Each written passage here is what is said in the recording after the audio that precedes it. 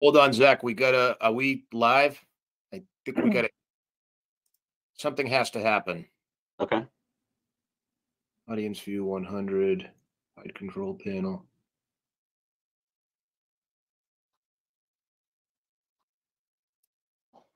I feel like there's something we need to do. Okay. I know we've got, it seems we've got Nick and we've got,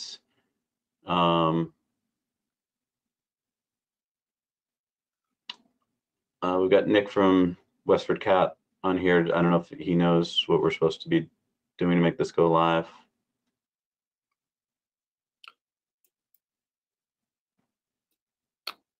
The other thing we could do is ask somebody to check Westford Cat just to make sure that it's broadcasting. I'm looking to see if it is broadcasting right now. Okay. I have a little thing that says this session is being recorded just above the go to webinar sign. Yeah, it's being recorded. I just don't know if it's being broadcast. Okay.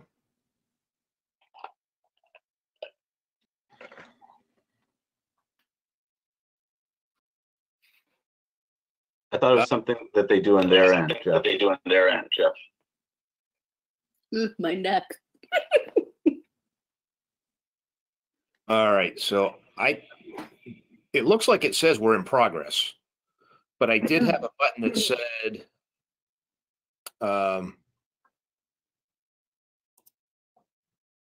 I did have a button that said go live, and I don't see that anymore.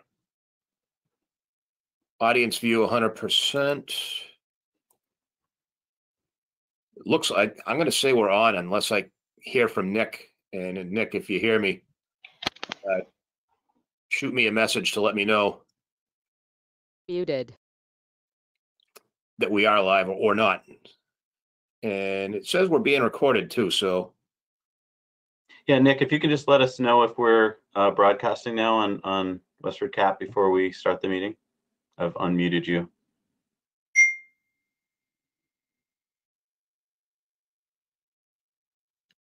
And I see something from Nick under the questions pane. Hi, this is Nick. We are live.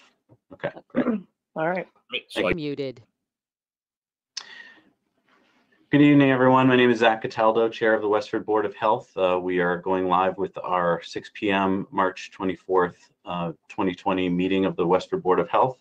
This is a virtual meeting, so if you're watching this now live, you can be a part of this meeting. When there are questions or comments from the audience, we will be looking at the questions pane. So if you're on GoToMeeting right now, you should see a little section where you can raise your virtual hand, and that is a little box that you'll check next to your name, and hopefully we will see that and be able to get to your questions, which we'll then type into the question box. I believe some people on this meeting will actually be able to click their microphone icon and hear them as well. So if you need to be heard, please click on your raise hand icon and we'll try and get you into the meeting.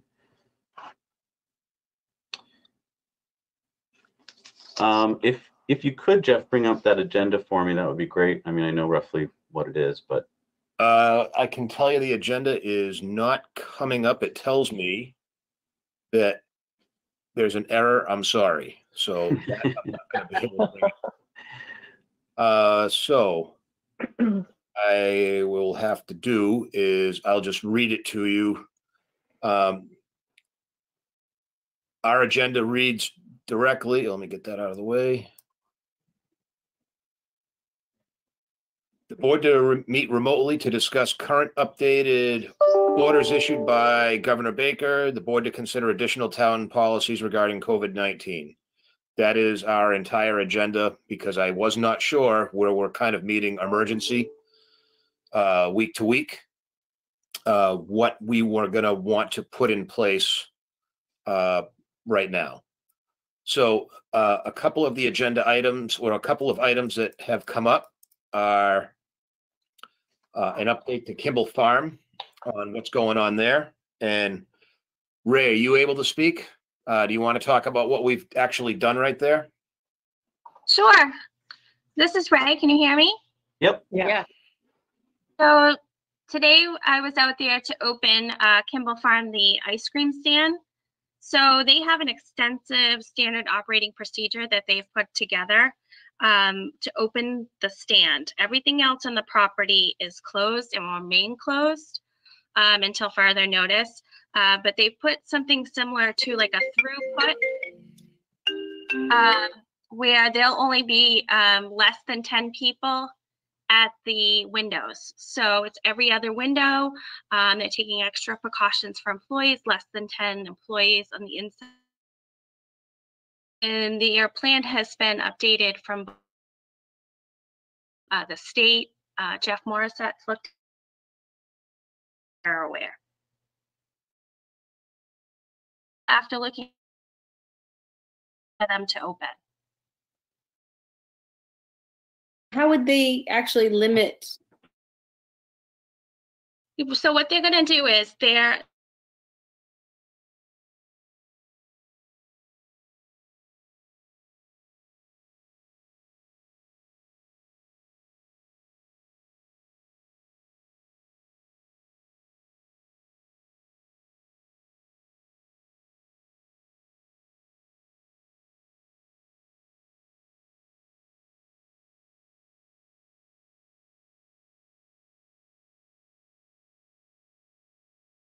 a separate employee for taking cash.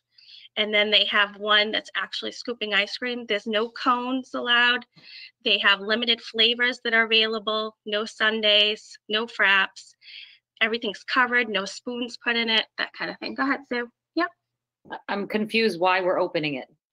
I mean, Well, because they're like any other restaurant, they're doing takeout only at the counter, so they're allowed to open, okay. you know?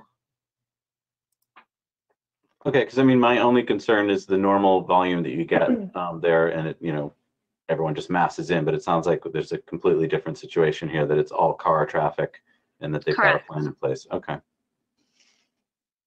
Is it possible that someone from our department could swing by unannounced at some point, you know, this week, and just check on how it looks? Absolutely. When is it? I'm sorry. When is it supposed to open? Thursday. Oh. So they submitted their plan about 2 weeks ago. The state dairy inspector took a peek at it, and they've approved it as well from the Mass Department of Public Health. They really have thought about everything. The only thing I personally have a little concern is with traffic. And you know, I've let them know, we've talked to the police department, and if they have any traffic that comes out to Littleton Road, they'll be shut down by the department. So, yeah. So is there, is the food stand inside open right now, or are we just talking about the ice cream? No, so country store, golf course, all the other activities on that property are closed. The only thing I open will be the stand itself.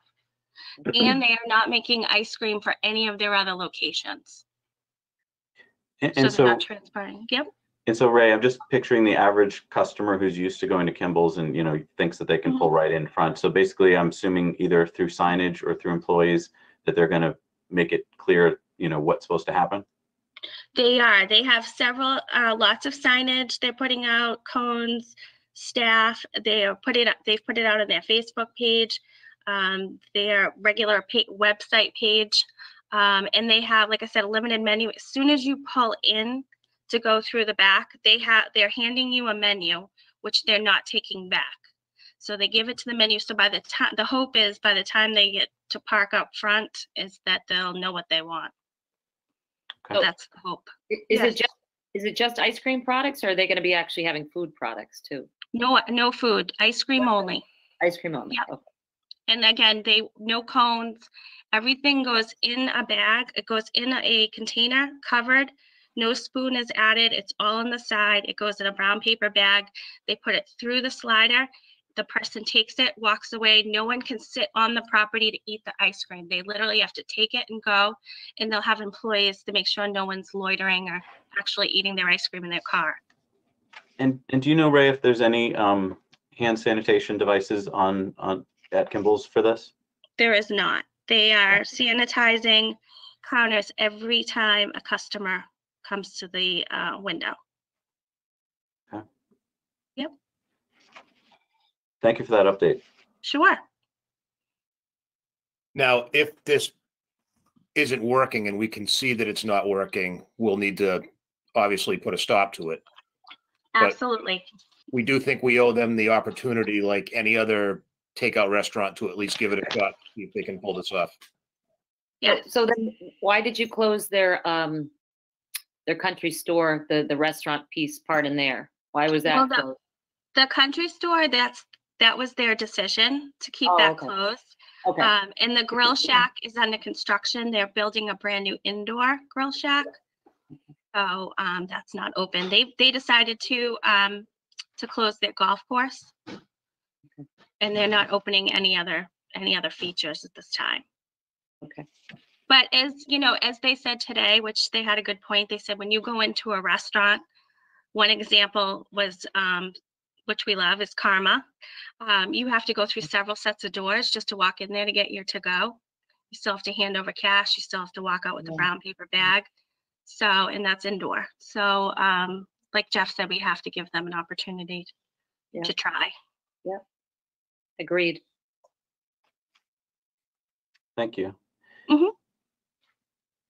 Let's see. So many just topics here. I'll just bring up the one that Stephanie had brought up, which was how can we help providers know where testing is available? Because as you mentioned, Stephanie, there's this kind of weird loop that seems to be happening where some healthcare providers are being told that it's local boards of health that are in charge of testing, and then we are saying go to your healthcare provider. So maybe Jeff can give us kind of an update on that. If I hear they talked about that on the call today. So yeah, at the 3 p.m. DPH call, they did talk about a list that may be coming out where people can go for testing. I mean, right now there isn't one source where people truly know that you can look at a designated list and know you can go to Lowell General or a pharmacy or a designated spot. And it was brought up today that DPH needs to create a list of their approved testing sites so people know where to go. So we're hoping for that type of information that we can share with all the residents and, quite frankly, everybody in the state, so they can know where to go. Right now, we know about Lowell General, but we haven't been notified officially that this is a place where people should be going. You know what I mean? So that's been frustrating for us with the circle of information. Doctors are telling people to call Department of Public Health and local Board of Health, and we're basically telling them, no, we don't do the testing. We're giving them to either a state epidemiologist if they have not had any information. And if the state epidemiologist doesn't give them testing orders, we're sending them back to their doctor. May I add something? This is Gail Johnson. Yeah. Hi, guys. I just want to add that what the recommendations are is that they call their healthcare provider and let them know what their symptoms are. And they're being told that they could get call their ERs that they are affiliated, whatever their primary care physicians are affiliated with, and to call ahead. There is not that many places where they can have testing, as Jeff just finished saying, but they are encouraged, however, that you don't need a doctor's order, that if you have symptoms and they want to be tested, they can be tested. Gail, Yeah. That's new to me. So you're saying you don't need an order from a doctor if you have symptoms? Nope. You do not need an order. You can call the ER, and because no one's allowed in any hospital right now without calling ahead.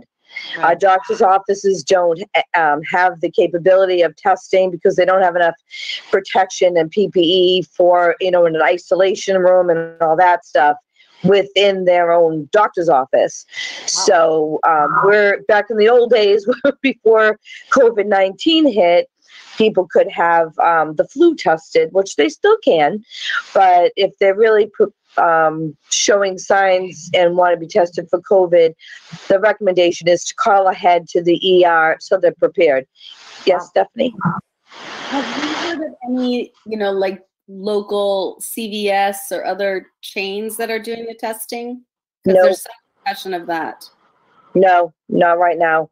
Okay. I know I heard that on the DPH call as well today, that they were trying to work and collaboration with CVS, but as of right now, that is not happening. Yes? Gail, so I also just saw that the CDC website, which is excellent, they also have a link now for a self-checker. It's called self-checker.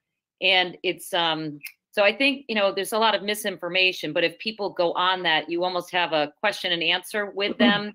You know, it's not a live thing, but you can, it says, you know, what are your symptoms? Answer it, and then it gives you directions based,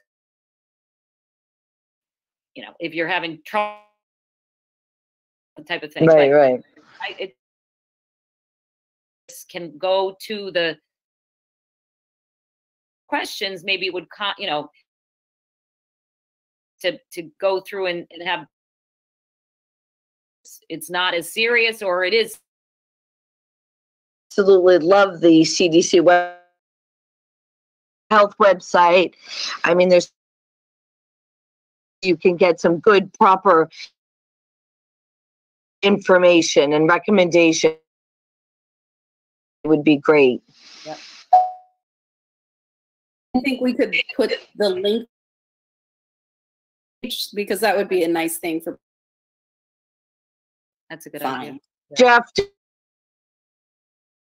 website? On our website. Yes. So. Search on the website a little bit, because you can't just go to the website. You have to. So it says if you click on that, so maybe we could give. So let me. When the website, or are you talking about act? All right, so we do have a our website that all.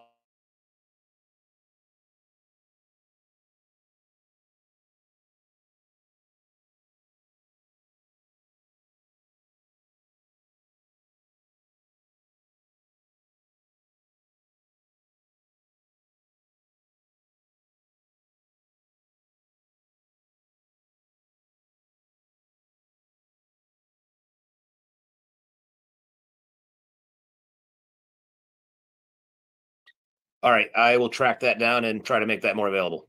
Okay. And also, while we're talking about updating our website, if we could put an update about testing, so like we have things like town parks and so forth, if we could have a section that said, you know, the latest information as of this date on testing, just so that people, maybe, you know, it might eliminate some of the phone calls we're getting if they know, because I mean, this was all new information to all of us. So that would be great to put on there, I think, as well. I have something up. If I've got something up right now, and Zach, I just sent it to you, so you should be able to see it. And because I think you may have hit the link to start this, you might be able to post it. Okay. So something you emailed me, or? Yeah. And I think you might be the organizer of the meeting at this point, so you might be able to post the document you were talking about that I just sent you. Okay, I'm checking email now. I don't see it yet, but as soon as I see something, I will. Okay. And then, yeah, just if on the website itself, that would be great. Okay. So did that answer your question, Stephanie? Okay. Yes, I think so. And I just, as we're talking about the whole website thing, I wonder, and maybe it's not possible, but to find our page, you have to go through the whole department thing. And I just wondered if there's even any way, with this being kind of in our top priority area, a faster way for people to go to the main Westford page and then directly link to the Board of Health page. So there actually is. If you go to the main page, there actually is a COVID-19 news and information button that's directly under. Okay, that does link through? That links directly to our page with all of our CDC information. Okay, it's not doing anything for me, so it's just probably my phone right now. You should be able to, on a regular computer, you should be able to get to this in one click. Yeah, it got me there now. Okay, great. So in no particular order, the next thing that we probably want to talk about, I heard there was email kind of going back and forth talking about reusable bags. And so I have been doing some research on it. I have not found any up-to-date information. If anyone here has some up-to-date information on whether or not reusable bags are involved in the spreading of COVID-19. I haven't either, Zach. I've done some looking, and there doesn't seem to be any really peer-reviewed guidance that says that they're any more dangerous than anything else. And quite frankly, as I think it might have even been Ray said when we talked earlier, people are in the grocery stores and social distancing is tough enough in there as it is. I personally don't see a bag being a game changer in people getting sick. Right. Sue? Yeah, I don't think that's a game changer, but I would suggest that people wash them. So for example, I literally just took them all out of my car and I threw them in my washing machine. I think that's something. It's just like gloves. I mean, I feel like if you're going out and about, even, thin winter gloves on or something, but come home and wash them. It's like I'm washing towels more often at home. I think there's certain things that we can all be doing. And I would think the bags we should be washing. That's a really good point, Sue. And I think just for anyone watching at home, and maybe even something we could put on our website, I think a lot of people still think that the virus is some amazingly indestructible thing and that you need some kind of amazing disinfectant. But the nice thing is that soap actually breaks down the lipid structure around the shell of the virus. And so when you're washing your hands, for instance, soap actually does a tremendous job. And the same thing on your clothes or on your bags is if you wash with warm water and soap, you're actually breaking up the shell that protects that virus. So yeah, if you take your reusable bags and, like you said, your gloves and anything else and just throw them in the wash, that's really helpful. So maybe what we could put on our website is a recommendation, and also just to issue a directive to the town. This is a perfect time. You got plenty of time on your hands as you sit at home doing nothing to wash your bags. And one quick thing. Oh, sorry. Go ahead, Sue. No, I was just going to say, when we think about even at home and keeping everybody safe, like I have for years used the cups that you can throw away instead of like a bathroom cup. But if you use a cup in a bathroom, nobody should be sharing. Toothbrushes, you can throw them in the dishwasher, believe it or not. So, I mean, like we really should be thinking about things that we can do even at home to make sure we're not spreading it among ourselves, But I think it's just being more alert and aware of what we're doing, Mm-hmm. I just wanted to quickly say, this is Ray. The New England Journal of Medicine just came out Friday with they did quite an extensive study of different surfaces with COVID-19. And for paper, they discovered from the study that the virus can last up to 4 hours. For plastic, it was 5 to 6. And they had different, steel, copper, all different surfaces. So we can certainly post that on our website if people are interested, but it looks like no matter what you use, there's a chance the virus could be a good hand washing. And like you said, washing of the bags. Thank you. Thank you. Michelle? And I just think too, just periodically going through your house with your Lysol or your disinfectant and wiping off the refrigerator handles and the microwave handles and the doorknobs and the light switches and things that are commonly touched, so that if someone does go out and come back in with something on their hands, you're keeping on top of that. Yep, really good point. Let's see. Summer Village is on this list. So as we all know, Summer Village is going to be reopening in April. And so I think, what's the latest on that, Jeff? All right. So there's been a little bit of talk about Summer Village. And I know there's been a couple of letters and emails that went out. What I'd like to just quickly discuss is there's concern that because that community has 400 people fairly close together, or closer than a lot of neighborhoods, there was concern that maybe it should be closed. After discussing with a couple of other departments and actually discussing with our staff here in the office, I don't see a need to necessarily close that facility.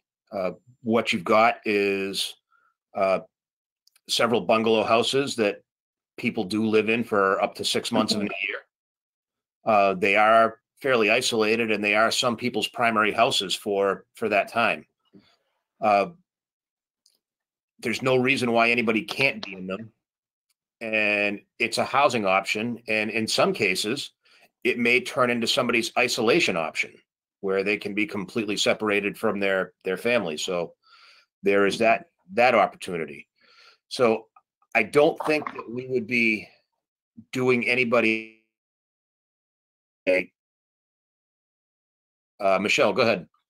Is area there where people congregate and Oh, yes. activities? There's to close it. I'd like to, there are some we already have in place in different parts of the playground that they close playgrounds. The restaurant on that they follow the same.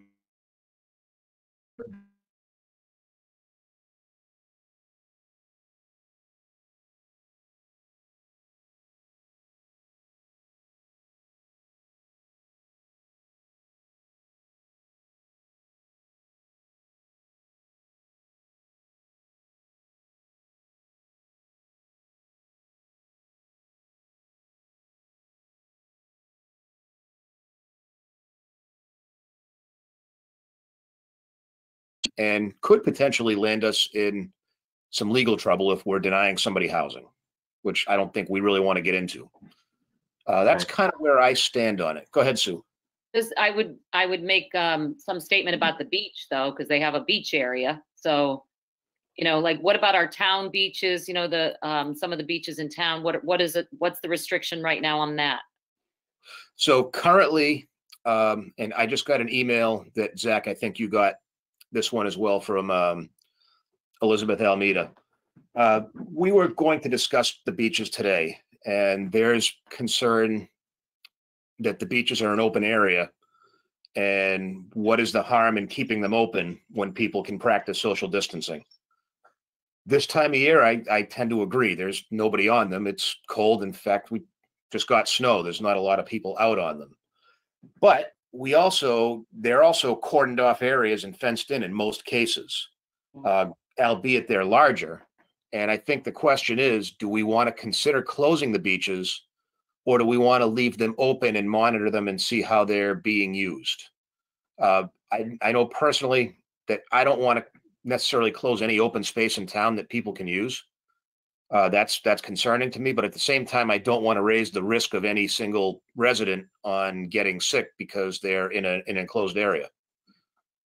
Well, especially because of the kids, I do worry about, you know, that seems those beaches can be a big hangout for the young people. And again, you know, I agree. I don't want to ever close off. I mean, I've been loving being able to go to East Boston Camp, walking the dogs. It's been so nice to see families out and about in, you know, isolating, not in groups. But I do worry about beaches, especially if the weather gets nice.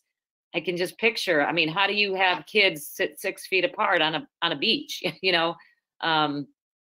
So that is concerning. Yeah.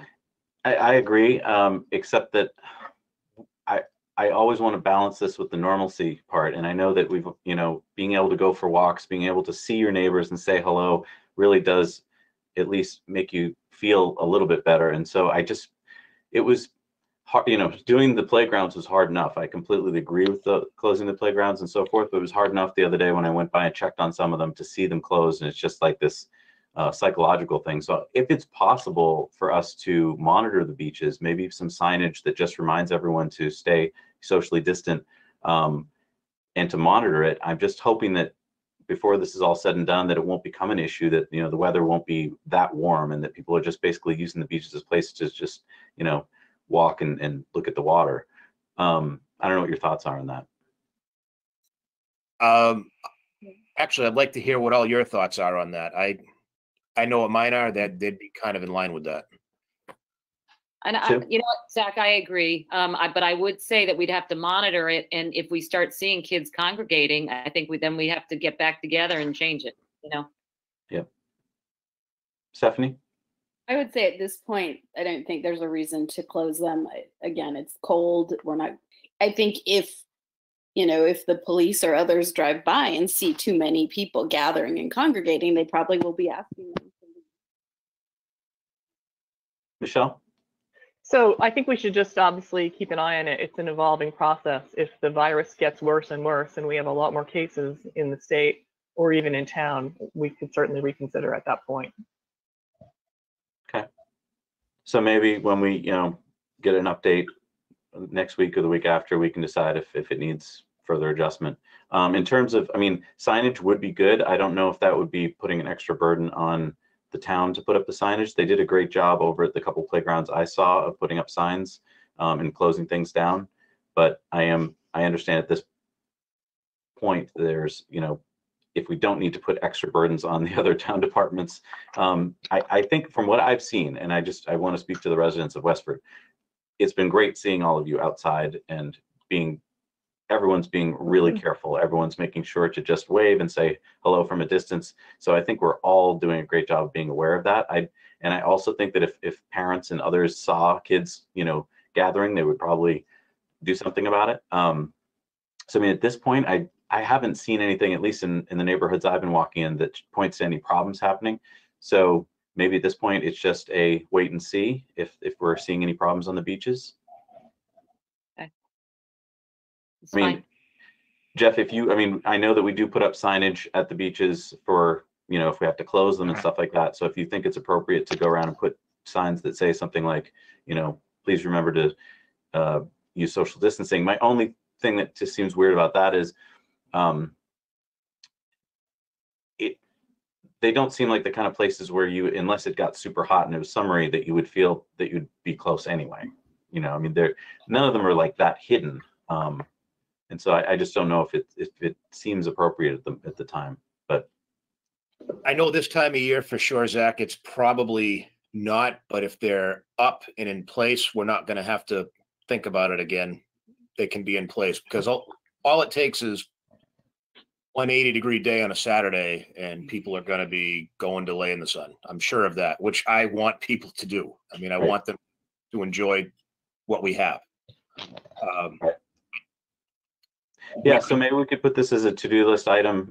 Doesn't have to be at the top of the list, obviously, because of the weather, but that if we could put signage up that talks about, the risks of COVID-19 and social distancing, that would be helpful. But I do think that when we're weighing all this, the ability to enjoy what we have here naturally in Westford is so important. I know that it's been calming for me to take some walks. Oh gosh, yeah. Stephanie? I was just saying, I know like at NAB, that's where one of the places you can launch a boat or a canoe and things like that, which would be things people could do. So if we close the beaches, that would be, really cut down on options for being outside. Right. Okay. So let's talk about supplies. I first want to thank Sue and all the nurses who went around and to all the different schools and took meticulous notes of what we've got on stock and shared a spreadsheet with myself and Jeff and others so that everyone knows what we have and what we don't. So thank you so much for doing that. And then to Jeff, how has it been this week in terms of supplies and in terms of keeping track of them? So the lion's share of the supplies we don't necessarily have them. We've got quite a few that are with Paul Fox, the facilities manager.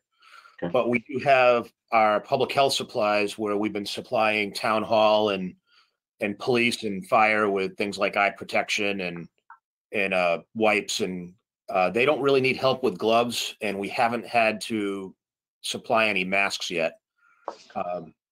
Because they've had what they have.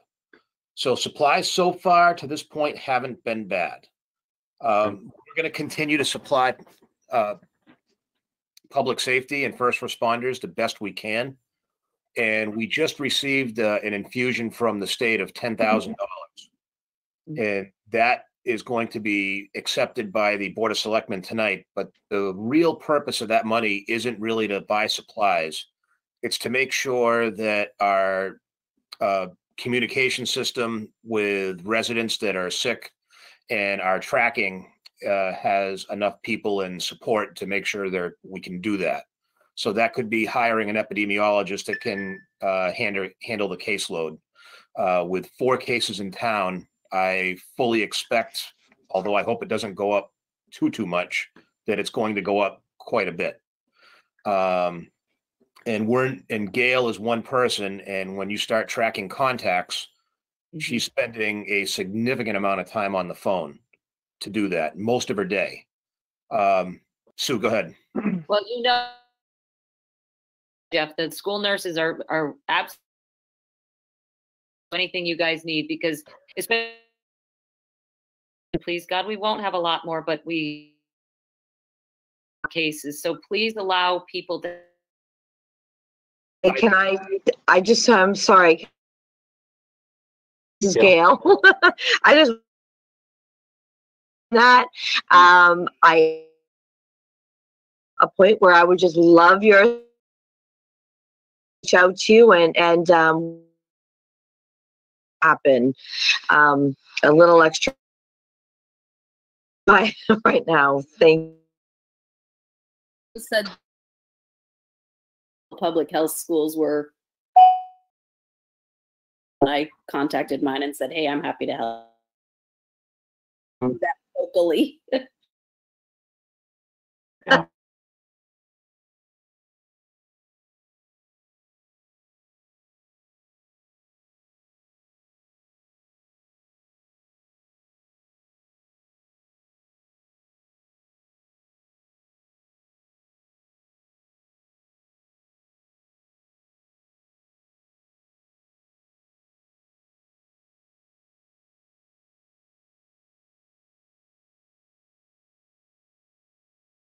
A request in, I think, for you, Sue, Okay. to do so.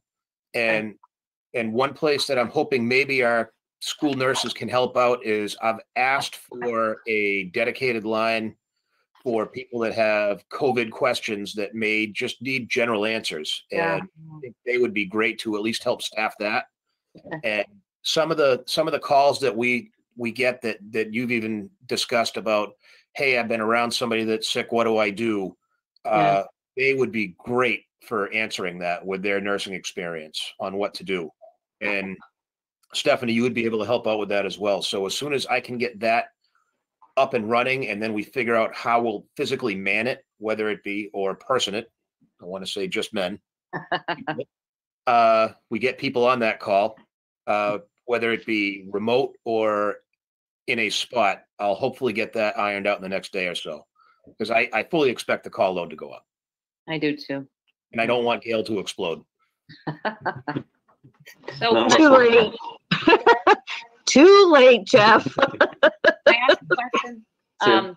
So has there been any discussion with DPH about towns doing more testing? Like, is there any thought to doing it through local health departments? Or, I mean, I'm just in case it gets, Can I answer that, Sue? No. Okay. At this point, we don't have the manpower or the PPE protection to really we're not, we don't work at local commercial labs.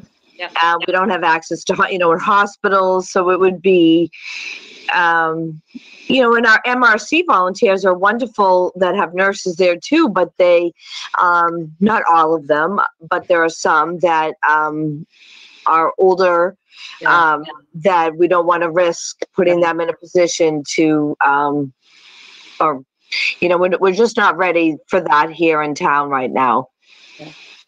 If we needed to vaccinate, we could stand up very quickly and vaccinate a large amount of people. Okay. Yes.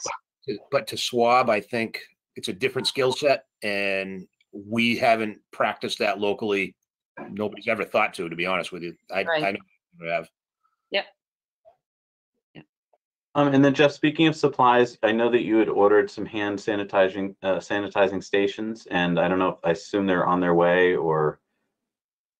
Yes, they are. And they are, they're confirmed an order's coming. I just don't exactly know when. It's going to be in the next couple of weeks. Okay. So I'm looking to hopefully have standalone stations for for different buildings, so we can make sure there's plenty of that. Okay. And how are we doing with the procedure? So we talked last time about that we're going to be coming up with procedures for reopening buildings at some point. I know that's not high on the list at this moment, but I just wondered if that's something we had gotten any information about from other, like, we don't have to reinvent the wheel here. I'm sure that there's someone who's come up with a good procedure for that. Is that something that we're working on right now? Well, I'll be honest with you, I haven't touched it yet. Okay. I just haven't worked on it. With the restaurants, with them being partially open, I think we're going to be in a good spot because the kitchens are already up and running. They're rotating stock, so I don't feel like we're starting from the ground up. And the schools are making lunches, so they're also rotating stock through as well. So I don't think it'll be as tough to get a building reopened, but I just haven't spent much time on that yet. We're still trying to get a handle on it. Go ahead, Sue. Gotcha. I just saw something on the news and I'm just trying to clarify something about, are they going to allow restaurants to even allow you to take out drinks? Is that what I just saw on the news? I did see that as well. That too. Until somebody tells us yes, or the alcohol board gets involved. Okay. It was just on the news. Did you see it too, Michelle? Like they were I saying did. restaurants could now be part of their takeout. Because Yeah. they're losing so much Yeah. of their profit on not having alcoholic beverages being served with the meals. They're really hurting. Yeah. Right. We'll see how that shakes out. So I have two more questions. So one, what about the golf courses? Are they open? So the golf courses are not going to open. In fact, I can't remember the agency, but it's the Golf Course Association for the state has recommended that they do not open. They're not an essential service. So both Nab Lake and Butterbrook are not going to open. They're not going to open. Okay. And then my last question was, any updates from the senior center, Alice and Christopher, anything that they need help with over there? So right now they're cranking out meals and getting people food through the pantry. They are doing an amazing job at keeping in touch with our seniors to make sure they have medicine. And they have a contingent of people through the MRC that are making masks that are going to hospitals and doctors' offices right now. So that's being handled by Sandy Collins, who is taking that up. Yeah, it's awesome. So Sandy and Nancy are cranking out the mask project, and they're doing a great job with that. Okay. And what about the food pantry? How are they, like, do they need help? Do they need donations? Do you know anything? I am sure they'd take them. I don't even have to ask them on that. I'm sure they would take donations. Yeah. There's Okay. no doubt in my mind. So anybody that wants to donate to the food pantry, I'd highly recommend it. I'm sure they need. Thanks. Yeah, just a reiteration of what you just said, Jeff. There's a lot of people working really hard in town right now, selflessly, including Sandy Collins and others who, I mean, Sandy Collins isn't even in Westford right now. She's doing this remotely, and she's done a tremendous job of, getting people to work together to make masks, to do many other things. I just want to remind everyone in Westford that we have a great community, and even though this is depressing and it can be really tough, the fact that we're working together is the best. So if you're kind of sitting at home right now and you're feeling depressed, there are people you can help, and that makes you feel better. No doubt. Sue, you had a really cool link that you included. It was a video, a Kyrgyzstan video, like a cartoon explaining how coronavirus works. And I thought that was pretty valuable, very easy to digest information that was up to date and accurate. Maybe we could include that, Jeff, as a link on our website, because it is a great way for not just adults, I got a lot out of it, but also for kids to get a sense of, like, it brought up some really good points, like washing your hands when it's easy to just say wash your hands, but it said it in a very interesting way, which was, wash your hands as if you just handled a hot pepper and you're about to put a contact in your eye. Yeah, It's like, yeah. You wash totally differently when you're thinking about that. So if every time you wash your hands, you're doing that little extra, that's really helpful. So maybe that video could go up on our website as well. I found that really useful as well and actually shared it with a number of people. Yeah. You know what else I'd love to put up there on our link? Have you guys been watching? I have to tell you, Steve Hartman on the road, he's got a segment going, Kindness 101. It's on at 2:00 every day, Monday through Thursday. I've watched it yesterday and today. It is beautiful. And you know what? I think at a time like this, when it's a difficult time, we need to be focusing on positivity, and there are ways to help people. And his his little half-hour sessions are just spectacular. You know, they really are. So maybe we can put a link to that even, or just you know, If we could reference put it on our Facebook page, I'd do that. That might be a great spot Okay. for it.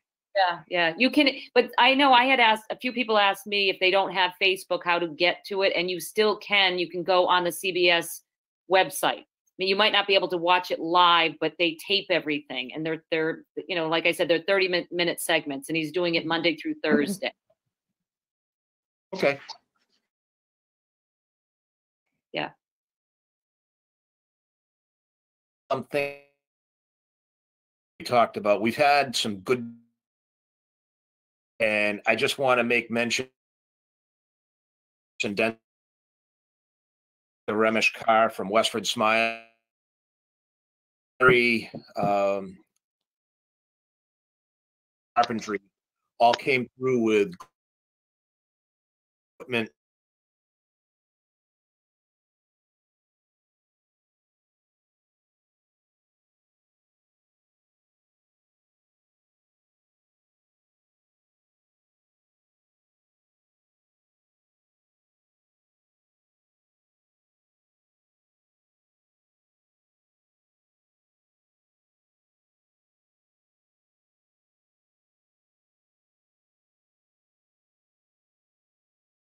Yeah, it's just great to hear that everyone's helping everybody. I love it. I love to hear that. Is there anything we didn't cover today that anyone had questions about or wanted to talk about? Can I just say one thing about mental health? Yes. You know, so I think this is a really difficult time for a lot of people. And I saw a segment and it talked about the 4 F's, and it talked about faith, friendship, family, and fitness. And I thought, you know, we have to all, I keep encouraging everybody, you got to get outside, you got to get fresh air, you got to exercise, you got to stay connected. And you know what, we just have to trust in a higher being right now and what's been going on, that we're going to get through this together, you know. So mental health to me is as important as physical health. So I just pray that anybody out there who's struggling with their mental health knows that we're available as well to help with that. Very good, Sue. Well, Zach, as far as meeting, do you want to limit Board of Health meetings to things that we absolutely require deliberation on at this point? Well, that's a good question. Do we have anything that, you know, coming up that the board's going to need to vote on that's kind of our regular bread and butter, the things like septics and so forth that that's being held up? We don't have anything right now, but we may have something on our regular April meeting. I know it's the 24th, and our regular meeting would be maybe April 10th. Would be let's see, first Monday would be the 6th. Aren't we the second Monday? Oh, Yeah, the second Monday. I've already forgotten. See, the 13th. April 13th. So we could potentially only meet if there is an absolute need on something we have to deliberate, and plan on meeting on April 13th on our normal meeting day. Well, that's a good question. I'd like to open this up to the board. So, I mean, if you guys would like to be meeting on a regular basis, like on a weekly basis, like we are now, that's fine. If you guys want to, you know, play it by ear, I feel like this was really good for me, just getting some updates and just getting to check in with everybody. So I'm kind of leaning towards wanting to do it again in a week. I do like that meeting after the Mass Department of Health calls on Tuesday is kind of helpful to get any latest updates on information, so that we're as best informed as possible. But I'll throw it back to you guys. I think I'd like to meet weekly. I think it would be good, even if it's a short meeting, just to share any updated information that we might have. Okay. Stephanie? I agree. I think things are still just changing so rapidly that for us to be able to communicate and share with the town the things that we're learning and figure out if there are things we need to do, it's helpful. Okay. So we were originally going to meet at 5 o'clock. We moved it to 6. I feel like 6 might be good because I know that Joanne, you know, has to get back from work or, you know, wherever she's going to call in from. So would this time next week work for everybody? So it'd be 6 o'clock on the 31st? Sure. Yeah? Should be fine. Okay. It's not like I have anywhere else to go right now.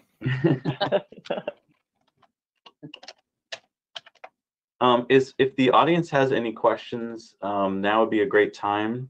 So what you basically do is, if you're live on the call right now at 6:50 p.m. on Tuesday, the 24th of March, you would raise your virtual hand in the little box on the right, and then we would call on you, or you would type your question into the question box and we would try and get that answered. So now would be the time to do that.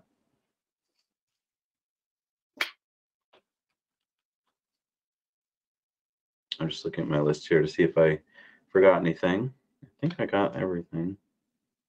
What I would like the board just to be thinking about is, so far we've basically been following state directives, which has been, I think, very helpful in that we don't have different towns deciding different things and confusing everyone. So I do applaud that the state has been on top of this. But as we come out the other side of this, it's possible that the state will just keep giving us directives about what's open and what's not.